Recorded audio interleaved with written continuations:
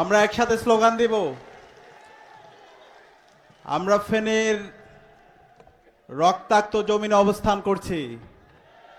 জুলাই বিপ্লবের বিপ্লবী ছাত্র জনতাকে সাথে নিয়ে আমরা একসাথে স্লোগান দিব। স্লোগান কি হবে? নারে তাকবীর, নারে তাকবীর, আল্লাহু আকবার। দিল্লি না ঢাকা, দিল্লি না ঢাকা,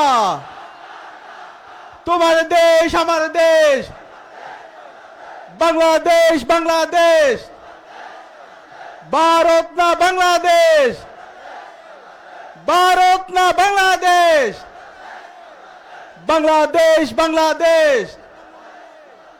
ইনকিলাব ইনকিলাব, ইনকিলাব ইনকিলাব, হাতে সিল দিন।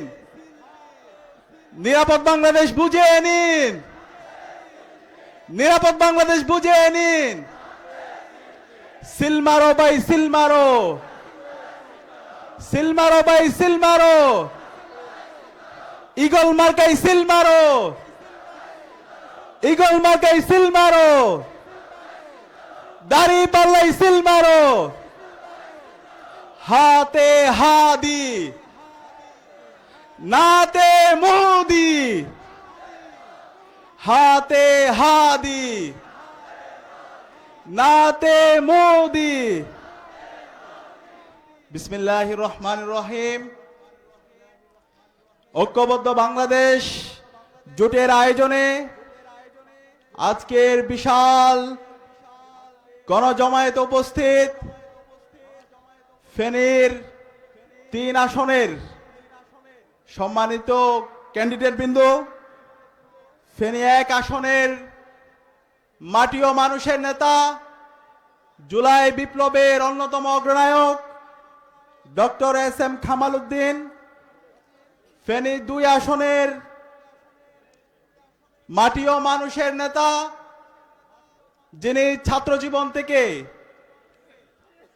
শিক্ষার্থীদেরকে সাথে নিয়ে বাংলাদেশে ইনসাফ কায়েমের জন্য কাজ করে আসছেন, ইনসাফের পক্ষের অন্যতম প্রতিনিধি, ইগল প্রতীকের কাণ্ডারি মুজিবুর রহমান মঞ্জু ভাই, ফেনী 3 আসনের মাটি ও মানুষের নেতা, ইসলামী ছাত্র শিবিরের সাবেক কেন্দ্রীয় সভাপতি, জুলাই বিপ্লবের অন্যতম সম্মুখ সারির যোদ্ধা ডাক্তার ফখরুদ্দিন মানিক ভাই, উপস্থিত ফেনীর বিভিন্ন পর্যায়ের নেতৃবৃন্দ, শহীদ পরিবারের সদস্যবৃন্দ, সাংবাদিক বন্ধুগণ এবং উপস্থিত বিপ্লবী ছাত্র জনতা, আসসালামু আলাইকুম ওয়া রাহমাতুল্লাহি ওয়া বারাকাতুহু। আমি আজকে কোনো রাজনৈতিক প্রোগ্রামে বক্তৃতা দিতে আসিনি। আমি আমার সহযোদ্ধাদের কথা বলতে এসেছি। গত 16 বছরে বাংলাদেশে যে ফ্যাসিবাদ ছিল, গত 16 বছরে বাংলাদেশে গুম খুন আয়নাগরের মাধ্যমে বাংলাদেশকে যে একটি ব্যর্থ রাষ্ট্রে পরিণত করেছিল, সেই ফ্যাসিবাদের বিরুদ্ধে গত 16 বছরে যে মানুষগুলো সামনে থেকে এবং নেপথ্য থেকে আন্দোলন করেছেন এবং সর্বশেষ জুলাই বিপ্লবে নেপথ্যে থেকে এবং সামনে থেকে যেই মানুষরা নেতৃত্ব দিয়েছেন, সেই সহযোদ্ধাদের কথা আমি বলতে এসেছি। আজকে আপনাদের এখানে যেই প্রার্থীরা আপনাদের নেতৃত্ব দিচ্ছেন, তারা শুধুমাত্র ফেনীর নেতা না। ডাক্তার ফখরুদ্দিন মানিক, মুজিবুর রহমান মঞ্জু, অ্যাডভোকেট এস.এম. কামাল উদ্দিন, তারা শুধুমাত্র ফেনীর নেতা না, তারা সারা বাংলাদেশের নেতা। জুলাই বিপ্লব যখন হচ্ছিল, এই মানুষগুলোর সাথে আমার রেগুলার কথা হচ্ছিল। আপনারা জানেন, সর্বশেষ খুনি হাসিনা যখন ইন্টারনেট ব্ল্যাক আউট করে দিয়েছিল, কারফিউ জারি করেছিল, সেই সময়ে আমার ডক্টর ফখরুদ্দিন মানিক ভাই, মুজিবুর রহমান মঞ্জু ভাই এবং অ্যাডভোকেট এস.এম. কামাল উদ্দিন ভাইয়ের সাথে আমার রেগুলার কথা হচ্ছিল। মুজিবুর রহমান মঞ্জু ভাই সার্বিকভাবে আমাদেরকে পরামর্শ দিয়েছিল আমাদের আন্দোলন কিভাবে নীতি নির্ধারণ করতে হবে, কিভাবে সকল অংশীজনদেরকে সাথে নিয়ে এই আন্দোলনকে ফেসিবাদ বিরোধী আন্দোলনে রূপ দেওয়ার মাধ্যমে হাসিনার পতন আন্দোলনে ত্বরান্বিত করতে হবে, সেই রূপরেখা আমাদেরকে সার্বিকভাবে সহযোগিতা করেছিল মুজিবুর রহমান মঞ্জু ভাই। এবং মাঠে সমন্বয়ের মাধ্যমে নেতৃত্ব দিয়েছিল আমাদের ডাক্তার ফখরুদ্দিন মানিক ভাই। যখন আমাদের ছাত্র জনতাকে খুনি হাসিনা মিথ্যা মামলা দিয়ে হাজার হাজার আমাদের ছাত্র জনতাকে অ্যারেস্ট করেছিল, সেই শিক্ষার্থী এবং ছাত্র জনতাকে মুক্তির জন্য সার্বিকভাবে আমাদেরকে সহযোগিতা করেছিল advocate S M Kamal Uddin ভাই। এই মানুষগুলো সারা বাংলাদেশের মানুষরা আপনাদের এই মানুষদের প্রতি কৃতজ্ঞ থাকবে। যতদিন এই বাংলাদেশ রাষ্ট্র বেঁচে থাকবে ততদিন আমরা এই মানুষগুলোর প্রতি কৃতজ্ঞ থাকব।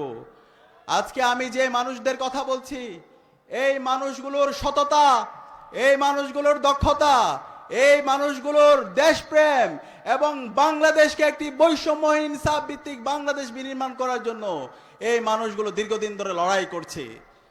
গত 55 বছরে বাংলাদেশে আমরা অসংখ্য নেতৃত্ব দেখেছি, দেখি নাই? এই ফেনী থেকে অসংখ্য এমপি হয়েছে, মন্ত্রী হয়েছে, প্রধানমন্ত্রী হয়েছে, কিন্তু বাংলাদেশ রাষ্ট্রের কোনো পরিবর্তন এসেছে? আসে নাই।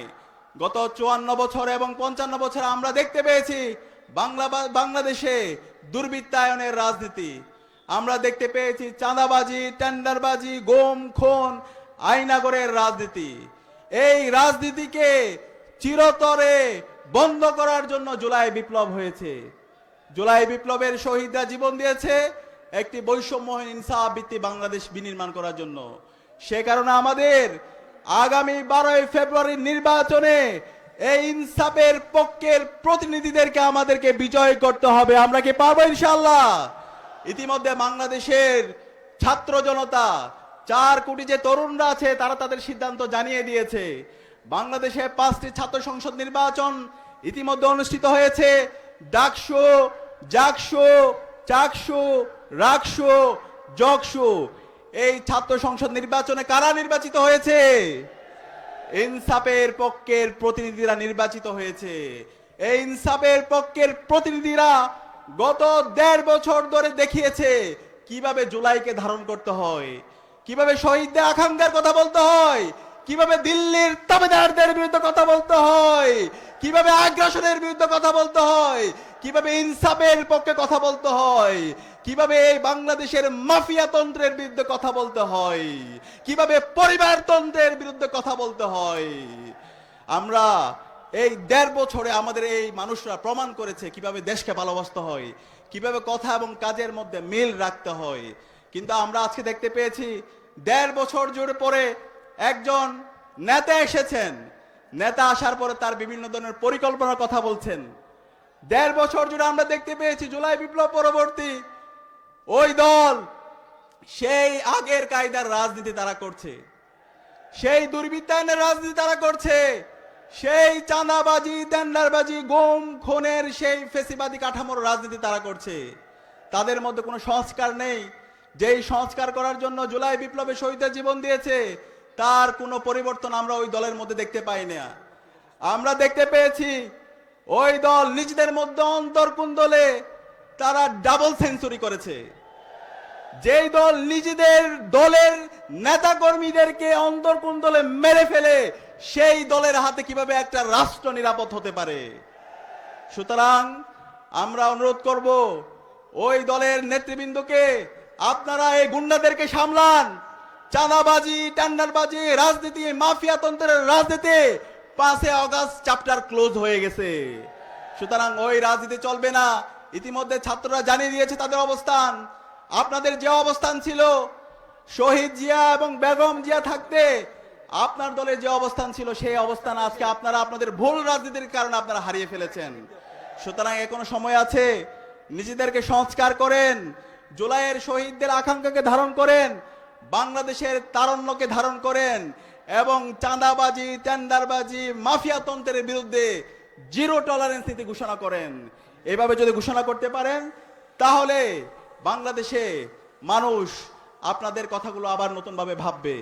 আমি একই সাথে অনুরোধ করব, আজকে আমরা দেখতে পাচ্ছি যেই জুলাই বিপ্লব হয়েছিল বাংলাদেশের সংস্কারের জন্য, যে জুলাই বিপ্লব হয়েছে বাংলাদেশে ইনসাফ কায়েম করার জন্য, সেই জুলাই বিপ্লবের সনদের আইনি ভিত্তি দেওয়ার জন্য যে গণভোট, সেই গণভোটে হাকে বিজয় করার জন্য ওই রাজনৈতিক দল এখন পর্যন্ত কোনো ক্যাম্পেইন করছে না। তারা এ নিয়ে বিনিয়ে ন্যায়ের পক্ষে অবস্থান করছে। যারা ন্যায়ের পক্ষে অবস্থান করছে, আপনাদেরকে 12 ফেব্রুয়ারি আগে বাংলাদেশের সর্বস্তরের জনতা আপনাদের বিরুদ্ধে গণরায় দিয়ে দিবে।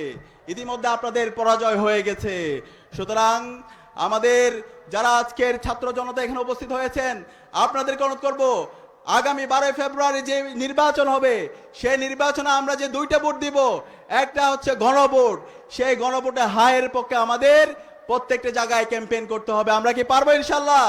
হা মানে হলো বাংলাদেশ, হা মানে হলো ইনসাফ, হা মানে হলো আজাদি, না মানে হলো গোলামি। আমরা আর গোলামি চাই না, আমরা আর কোনো মাফিয়াতন্ত্র চাই না, আমরা আর কোনো চাঁদাবাজি টেন্ডারবাজি চাই না।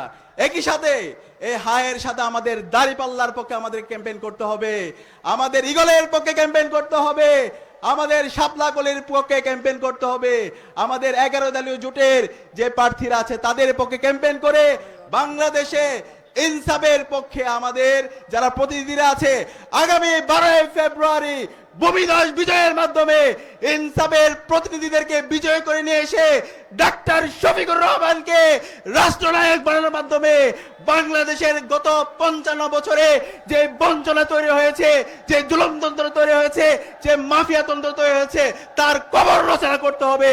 আমরা কি পারবো ইনশাআল্লাহ? ইনশাআল্লাহ। ইনকিলাব জিন্দাবাদ।